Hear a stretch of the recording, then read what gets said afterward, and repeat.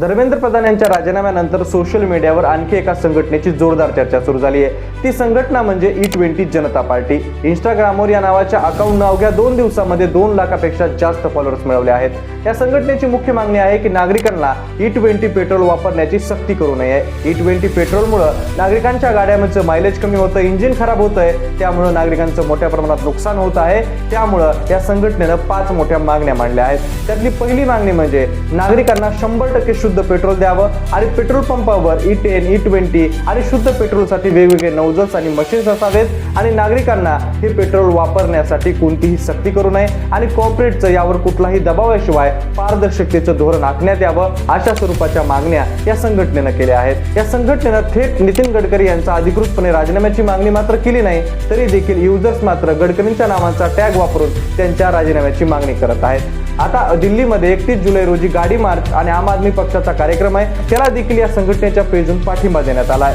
परंतु जसं CJPचा एक चेहरा होता तसा अजूनपर्यंत या संघटनेचा कोणताही अधिकृत चेहरा समोर आलेला नाहीये। त्यामुळे ही खरीच चळवळ नागरिकांची आहे का या पाठीमागे कोणता राजकीय अजेंडा आहे हे अजूनपर्यंत समोर आले नाहीये। येत्या काळात नक्कीच ते समोर येईल, पण तुम्हाला काय वाटतं कमेंट करून व्यक्त व्हा।